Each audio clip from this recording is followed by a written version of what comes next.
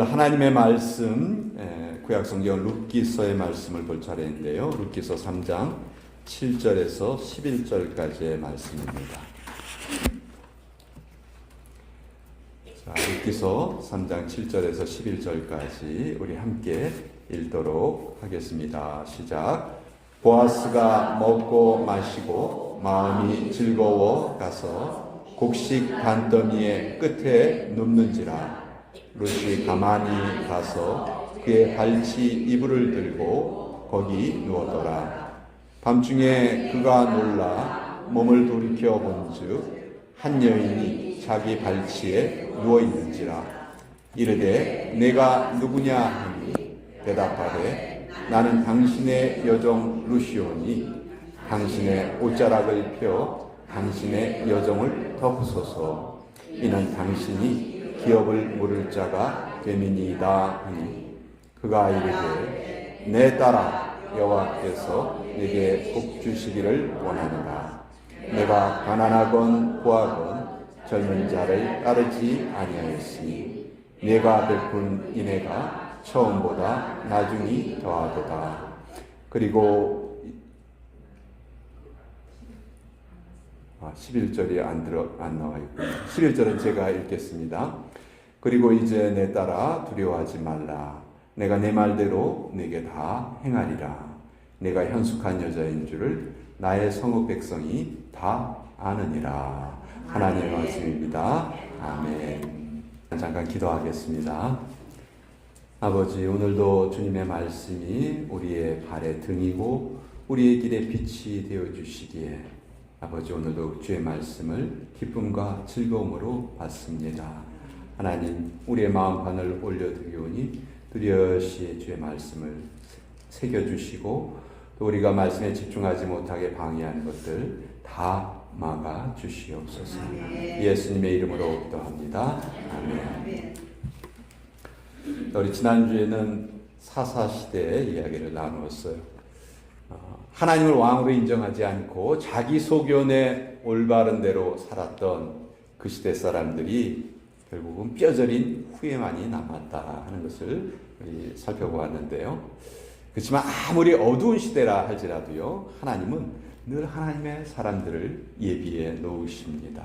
똑같은 사사시대를 살았지만 완전히 다른 한 가정의 이야기를 오늘 우리가 보게 되는데, 잘못을 한 이후에 그 잘못을 뉘우치고 다시 하나님 품으로 돌아왔어요. 그랬더니 하나님이 얼마나 큰 은총을 그들에게 베풀어 주셨는가, 그것을 우리에게 알려주는 내용이 이 룻기서라는 성경입니다. 이 룻기에는 중요한 사람이 세 사람이 등장을 해요.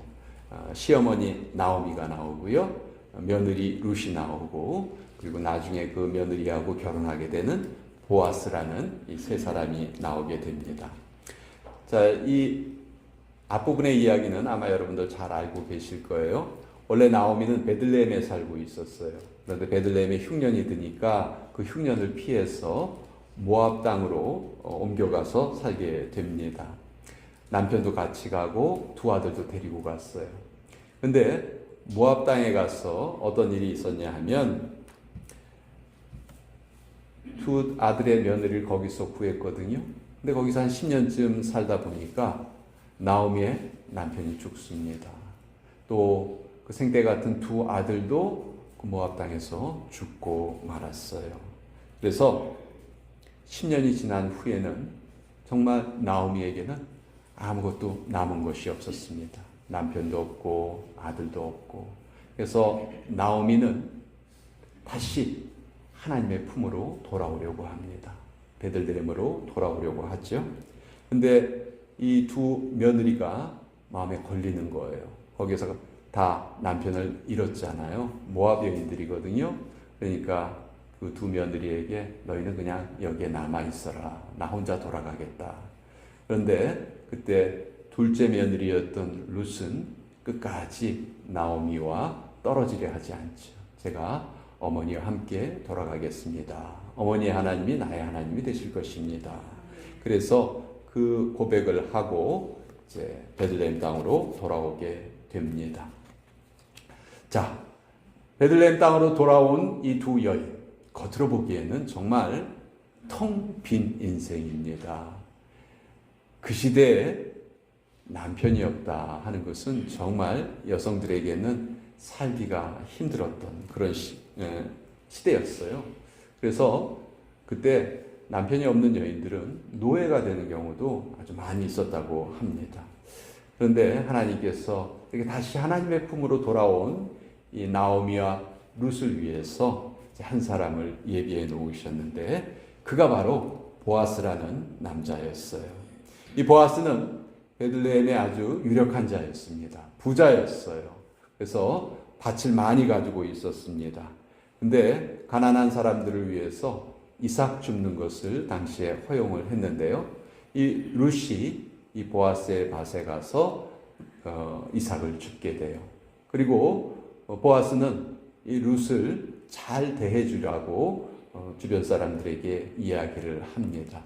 자, 보아스가 룻에게 이렇게 호감이 있는 것을 알아차리게 된 나오미는 이제 보아스와 룻을 맺어주려고 해요. 그래서 이상한 명령이 아니고 이상한 제안을 하나 합니다. 너 오늘 밤은 보아스가 추수를 한 날이야. 기분이 아주 좋은 날이야. 그러니까 그 보아스가 추수한 것을 다른 사람들이 훔쳐가지 못하도록 분명히 그 마당에서 일꾼들하고 같이 잘 거야. 그러니까 너는 보아스가 어디에서 자는지 잘 봐뒀다가 한밤중에 보아스에게 가라. 이렇게 이제 나오미가 그 룻에게 제안을 하는 거예요. 자, 여러분이 룻이라면 이 제안 어떻게 생각하시겠어요? 이거 선뜻 받아들이기 참 어려워요. 그렇죠? 밤중에 여자가 먼저 남자에게 찾아간다는 것. 이거 정말 보통 일이 아니죠.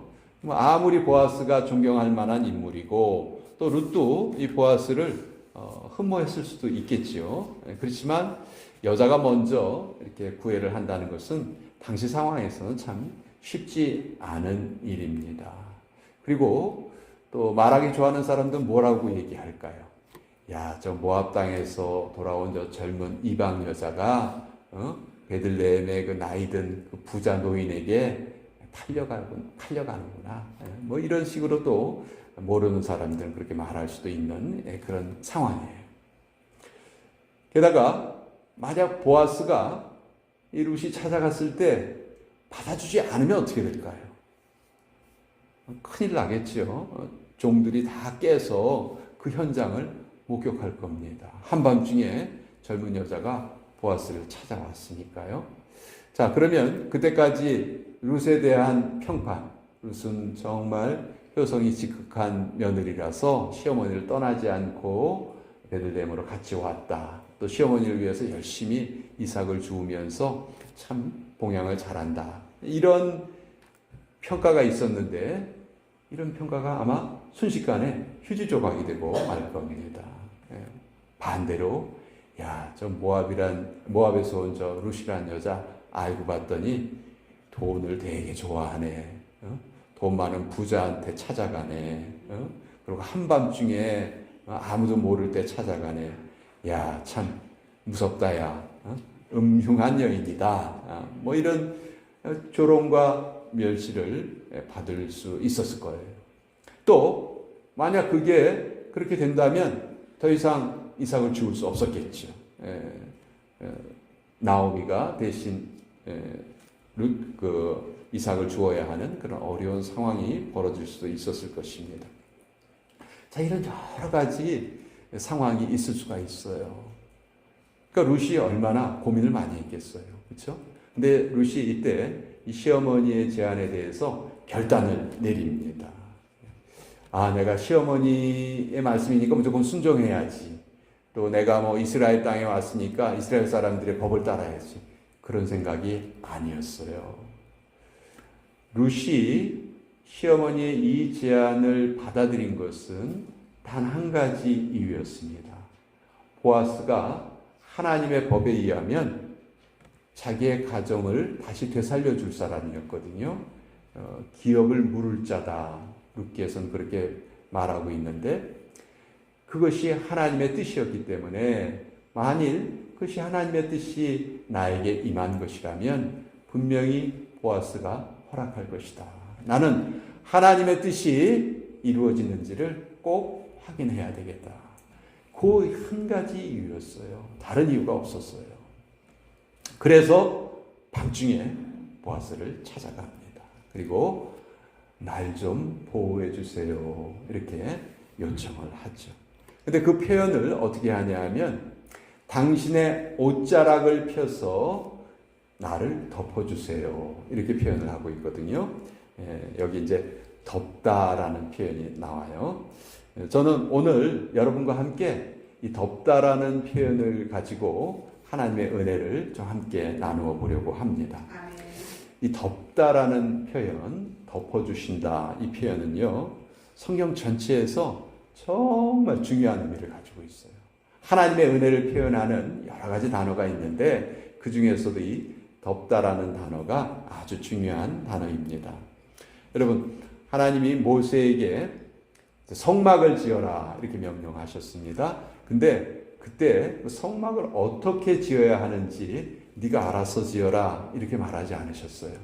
하나님께서 꼬치꼬치 아주 자세한 것까지 세세하게 하나하나 다 알려주셨어요.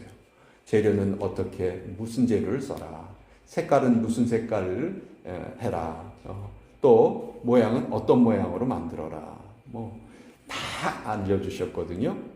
자, 이렇게 성막을 지을 것을 모두 다 알려주실 때 우리 성막의 핵심은 지성소죠. 그렇죠?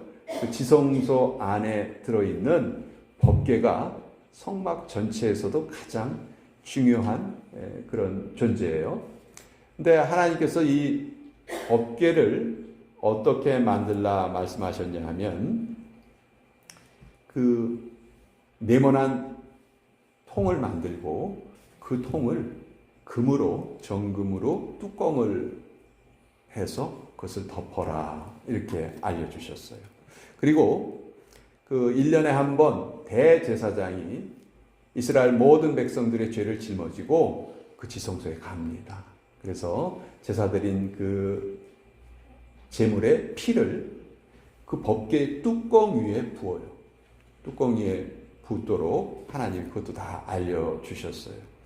자, 짐승의 피가 이 뚜껑 위로 쏟아지는 것은 뭘 말하냐면 하나님께서 이제 그 피를 보시고 우리 인간들의 잘못된 모든 잘못을 다 덮어주시겠다 하는 그런 의미였어요. 그러니까 그 피 아래에 있는 자들은 모두 하나님께 용서의 은총을 받을 수 있다 하는 표현이었어요. 그래서 그 피를 그 뚜껑 위에 부어라 이렇게 말씀하신 거거든요. 그러니까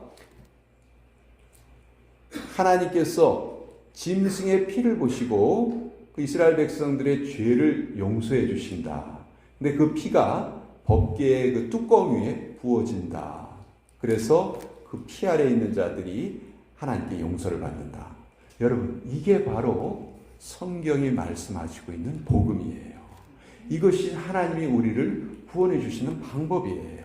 그래서 하나님께서 그것을 우리에게 알려주시기 위해서 특별히 그 지성소 안에 있는 법궤 그 위에 뚜껑을 이렇게 덮게 해서 그 뚜껑 위에 피를 뿌리게 하고 우리를 용서해 주신다 하는 것을 알려주신 거예요. 그러니까 법궤의 모양이 그렇게 만들어진 게 우연이 아니라는 것이죠. 하나님이 다 알려주신 거예요.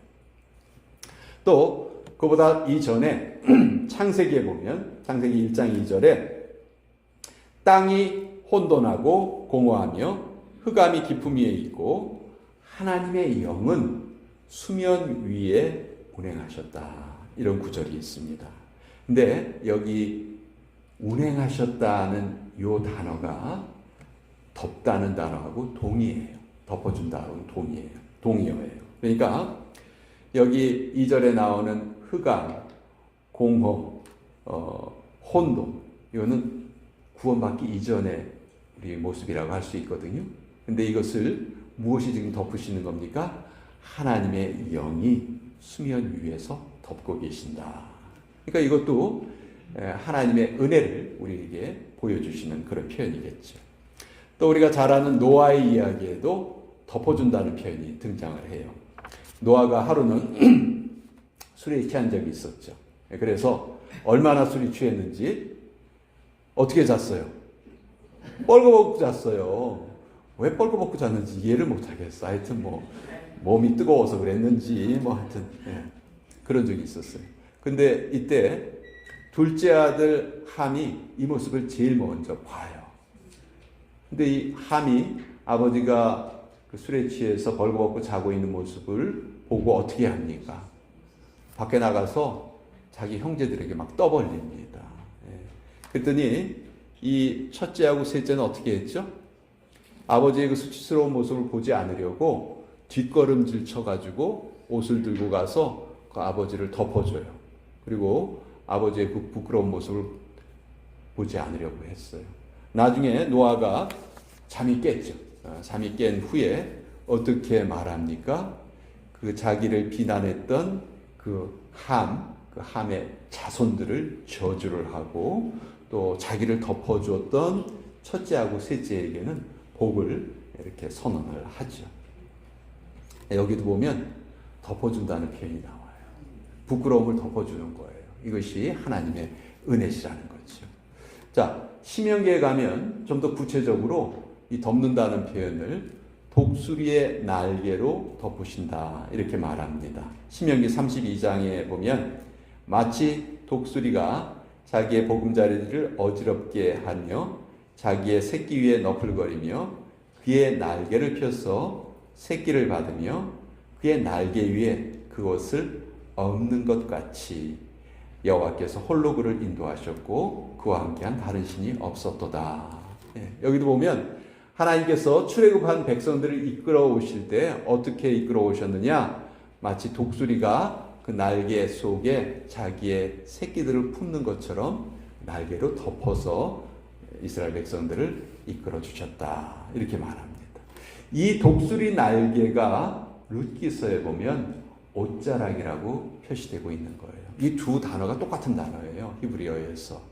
그래서 룻이 뭐라고 말하죠? 당신의 옷자락을 펴서 나를 덮어주세요. 이거는 똑같은 말로 나는 당신의 날개 아래 거하기를 원합니다. 이런 표현이죠.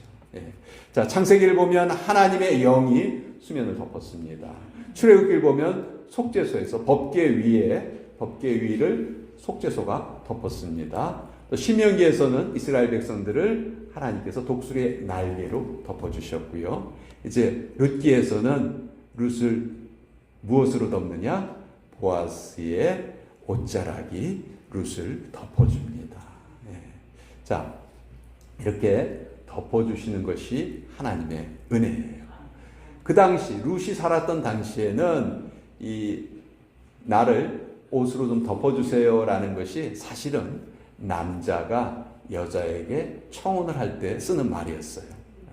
내가 당신을 나의 옷으로 덮겠습니다. 그것은 이제 나의 아내가 되어주세요. 그런 표현이었거든요.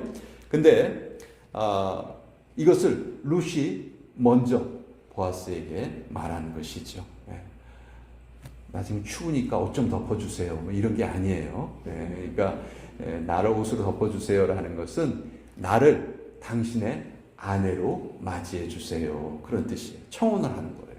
청혼은 남자가 먼저 하는 것이 일반적인데 룻은 보아스의 은혜를 사모하면서 먼저 제안을 하고 있는 것이죠.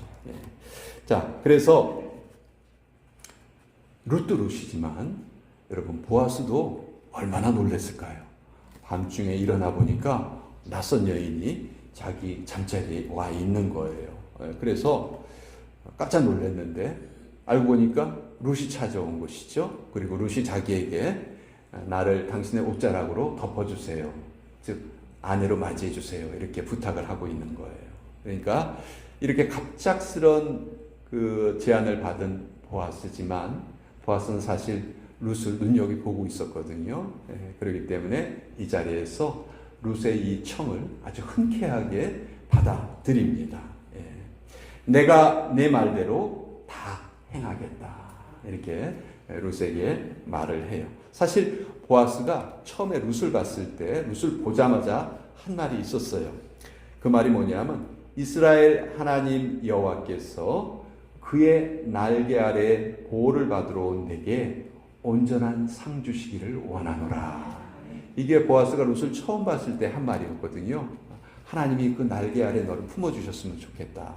근데 자기가 한 그 말이 지금 그대로 이루어지고 있는 거죠. 누굴 통해서? 자기를 통해서. 자기가 룻의 날개가 되어주는 거예요. 자, 옷자락으로 덮든지 하나님의 영으로 덮으시든지 독수리의 날개로 덮든지 속죄소로 덮든지 다 덮어주는 것이죠. 이것이 하나님의 은혜입니다. 아담이 죄를 저질렀어요. 그때 하나님이 어떤 은혜를 베풀어 주십니까? 아담이 죄를 저지르고 부끄러워서 숨죠. 숨은 다음에 뭘로 옷을 해 입죠? 나뭇잎으로.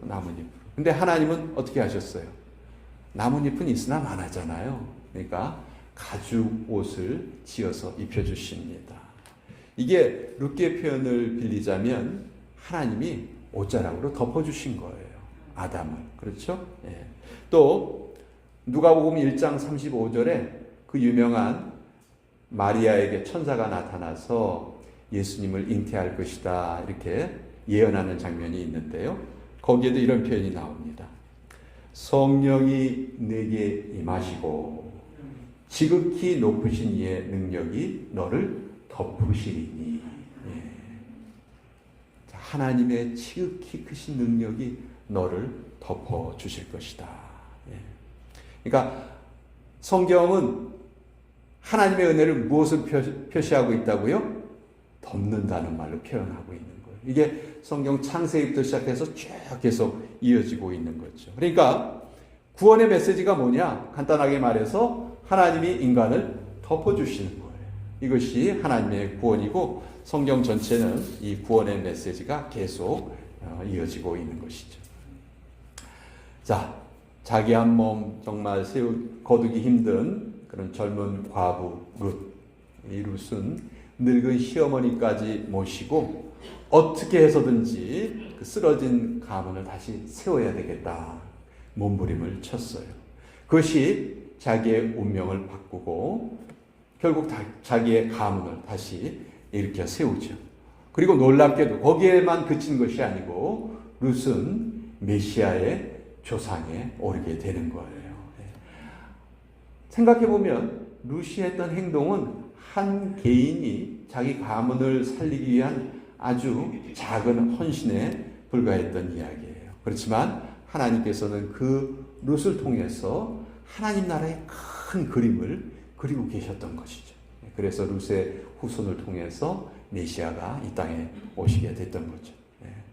비슷한 얘기로 사무엘의 어머니 한나의 이야기를 좀 생각해 봅시다. 한나도 사무엘 낳기 전에는 어떤 상황이었죠? 아이를 낳지 못하는 불임의 여성이었어요. 그래서 너무너무 고통이 심했고 아픔이 컸었죠. 근데 한나는 이 아픔을 어떻게 합니까? 하나님 앞에 가지고 나오죠. 하나님, 저에게 아들을 주세요. 그러면 제가 그 아들을 다시 하나님께 돌려드리겠습니다. 그렇게 하나님께 서원을 하죠.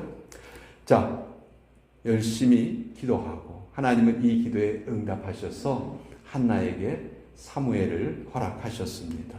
근데 이 사무엘이 나중에 어떤 사람이 돼요? 다윗에게 기름을 붓지요. 다윗 왕국의 기초가 이 사무엘을 통해서 이루어진 거예요. 근데 한나가 사무엘을 구했을 때 이런 하나님 나라의 큰 그림을 한나가 알고 있었을까요? 전혀 몰랐을 겁니다. 그런데 한나는 자기의 개인적인 문제를 풀어가는 과정에서 그 속에서 하나님의 큰 뜻이 이루어지게 되는 거죠. 그러니까 저나 여러분이나 우리에게 많은 문제가 찾아와요. 그렇죠? 근데 그 문제를 풀어가면서 우리가 살아가는데 우리가 그 문제를 풀어가는 일, 하나님 앞에 그 문제를 가지고 나와서 신실하게 그것을 해결하려는 그 과정, 이것이 바로 하나님 나라의 큰 일이 될 수 있다는 거예요. 자, 이 룻기의 이야기는 처음에 말씀드린 것처럼 사사시대에 일어났던 일입니다. 사사시대는 각자 자기 소견에 옳은 대로 행했던 그런 사람들이 살아갔던 그런 시대예요. 그러나 이런 룻과 같은 또 아름다운 이야기도 있었던 것이죠. 평범한 한 가족의 이야기 속에서 하나님의 주권이 아름답게 이루어지고 있는 모습을 우리가 보게 돼요. 그래서 룻기는 늘 우리에게 참 기쁨을 주는 책이에요. 왜냐하면 고통으로 시작합니다. 룻기는 모든 것이 다 사라져버린 고통에서 시작됐지만 마지막은 찬송으로 끝이 나요. 나중에 나오미가 룻이 낳은 아이를 안고 얼마나 기뻐하는지 몰라요. 네 며느리는 7 아들보다 더 귀한 며느리다. 사람들이 이렇게 칭송을 합니다. 또 절망으로 시작했지만 새로운 소망으로 끝이 나고요. 모든 것이 다 죽는 죽음으로 시작됐지만 뒤에 보면 새로운 생명이 탄생을 하죠. 예. 자, 시작보다 끝이 좋은 인생. 처음보다 나중이 좋은 인생. 예. 이것이 바로 하나님의 은혜이십니다. 절망적인 상황에서도 낙심하지 않고 하나님의 도우심을 바라보며 살았던 사람에게 하나님이 이런 은혜를 베푸시는 거예요. 자, 룻기가 우리에게 교훈하는 건 뭘까요? 우리에게 하나님의 사람에게 절망은 없다. 어떤 어려움이 있다 할지라도 그것이 끝이 아니고 반드시 길이 있다. 그래서 우리는 내 앞에 있는 문제만 보지 말고 우리의 눈을 높이 들어서 주님을 바라보고 위를 바라보고 소망을 가지고 나아가야 되는 겁니다. 오늘 이러한 소망으로 인해서 환난 중에도 또 소망을 바라보며 기쁨을 누리시는 우리 모두가 되시기를 축원합니다. 네, 기도하겠습니다. 아버지, 하나님의 사랑은 우리를 덮어주시는 사랑이십니다. 예수님을 통해서 우리의 허물을 가려주시고 또 성령님을 통해서 날마다 우리의 삶에서 방패가 되어주시고 요새가 되어주십니다. 보아스가 룻을 보살핀 것과는 비교도 되지 않을 만큼 오늘도 우리의 삶을 주님의 사랑으로 덮고 계십니다. 주님, 우리가 이 은혜를 늘 기억하고 또 이 은혜에 보답하는 복된 삶을 살아가게 하여 주시옵소서. 예수님의 이름으로 기도합니다. 아멘.